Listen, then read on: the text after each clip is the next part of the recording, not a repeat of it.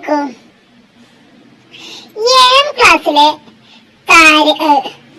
ഭാഗത്തിലെ ചോദ്യങ്ങളും ഉത്തരങ്ങളും നോക്കാം.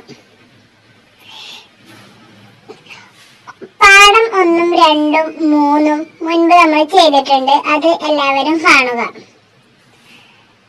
ഈ വീഡിയോ കാണുമ്പോൾ നിങ്ങൾ പുസ്തകം കയ്യിൽ പിടിക്കണം. തദ്രീബാത്തല്ല, പാഠഭാഗത്തു നിന്നുള്ളിലുള്ള ചോദ്യങ്ങളാണ് പറയുന്നത്. ശ്രദ്ധിക്കുക. പാഠം 4, വാശിയെ തോൽപ്പിച്ച വിശ്വാസം. ആരുടെ ഉമ്മയാണ് മകനോട് വാശി പിടിച്ചത്? സഅദ് ബിൻ അബി വഖാസ് റളിയല്ലാഹുവിന്റെ ഉമ്മ. മകൻ സഅദ് ബിൻ അബി വഖാസ് റളിയല്ലാഹുവിനോടാണ് വാശി പിടിച്ചത്. എന്ത് കാരണത്താലാണ് സഅദ് ബിൻ അബി വഖാസ് റളിയല്ലാഹുവിനോട് ഉമ്മ വാശി പിടിച്ചത്? മകൻ ഇസ്ലാം മതത്തിൽ വിശ്വസിച്ചതോടെ അവൻ അതൊഴിവാകാതെ തിന്നുകയോ കുടിക്കുകയോ ചെയ്യുകയില്ല എന്ന് അവർ ശപഥം ചെയ്തു.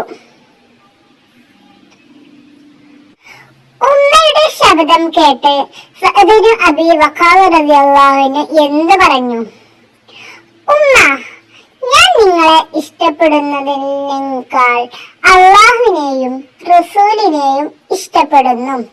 എന്നാൽ നിങ്ങൾക്ക് 100 റൂഹ് ഉണ്ടാവുകയും അവ ഓരോന്നായി പുറപ്പെടുകയും ചെയ്താലും ഞാൻ എന്റെ ദീനിനെ ഒഴിവാക്കുകയില്ല. നിങ്ങൾക്ക് വേണമെങ്കിൽ തിന്നുക, അല്ലെങ്കിൽ തിന്നാതെ ഇരിക്കുക. ഇതായിരുന്നു സഅദ് റളിയല്ലാഹുവിന്റെ മറുപടി. സഅദ് ബിൻ അബി വഖാസ് റളിയല്ലാഹുവിന്റെ മറുപടി ഉമ്മ കേട്ടപ്പോൾ ഉമ്മ എന്ത് ചെയ്തു? ഉമ്മ അവസാനം തന്റെ ശബ്ദം ഉപേക്ഷിച്ചു. സഅദ് ബിൻ അബി വഖാസ് റളിയല്ലാഹു എത്രാമതാണ് ഇസ്ലാം മതം പ്രവേശിച്ചത്? ഇസ്ലാമിൽ 3ാമതായി പ്രവേശിച്ച വ്യക്തിയായിരുന്നു അദ്ദേഹം. എത്രാം വയസ്സിലാണ് സഅദ് ബിൻ അബി വഖാസ് റളിയല്ലാഹു ഇസ്ലാം സ്വീകരിച്ചത്? 17ാം വയസ്സിൽ. അബ്ദുല്ലാഹ് ഇബ്നു ഉമർ റളിയല്ലാഹു സഅദ് ബിൻ അബി വഖാസ് റളിയല്ലാഹുവിനെ പറ്റി എന്ത് പറഞ്ഞു?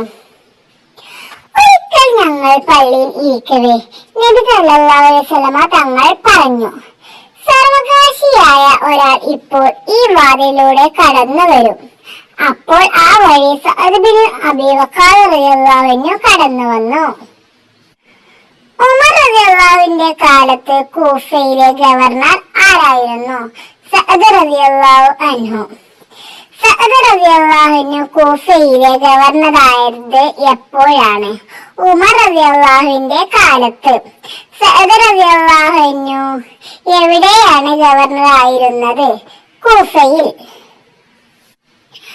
ആരുടെ നേതൃത്വത്തിലായിരുന്നു മദായിനെ വിജയം? സഅദ് റളിയല്ലാഹുവിന്റെ നേതൃത്വത്തിൽ. സഅദ് റളിയല്ലാഹുവിന്റെ നേതൃത്വത്തിൽ ഉണ്ടായിരുന്ന വിജയം എന്താണ്? മദായിൻ വിജയം. സഅദ് റളിയല്ലാഹു എത്ര വർഷം ജീവിച്ചു? 80 കൊല്ലത്തിൽ അധികം ജീവിച്ചു. സഅദ് റളിയല്ലാഹു എവിടെ വെച്ചാണ് മരണപ്പെട്ടത്? മദീനയുടെ പുറത്ത് വെച്ചായിരുന്നു അദ്ദേഹം മരണപ്പെട്ടത്. സഅദ് റളിയല്ലാഹുവിന്റെ ജനാസ എവിടെയായിരുന്നു? ജന്നത്തുൽ ബഖയിലായിരുന്നു അദ്ദേഹത്തെ മറവ് ചെയ്തത്.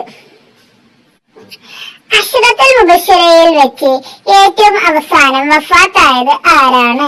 സഅദ് റളിയല്ലാഹു അൻഹു. മുഹാജിറുകളിൽ വെച്ച് ഏറ്റവും അവസാനം വഫാത്തായത് ആരാണ്? സഅദ് റളിയല്ലാഹു അൻഹു. അശ്റത്തുൽ മുബശ്ശിറയിൽ വെച്ചും മുഹാജിറുകളിൽ വെച്ചും ഏറ്റവും അവസാനം വഫാത്തായത് ആരാണ്? സഅദ് റളിയല്ലാഹു അൻഹു. അപ്പൊ ഈ പാഠഭാഗത്തിലെ ചോദ്യങ്ങൾ ഇത്ര തന്നെയുള്ളൂ. തദ്രീബാത്ത് നോക്കിയിട്ടില്ല. തദ്രീബാത്തും എല്ലാ പാഠഭാഗത്തും ഉൾപ്പെടുത്തിക്കൊണ്ടാണ് പറഞ്ഞിട്ടുള്ളത്.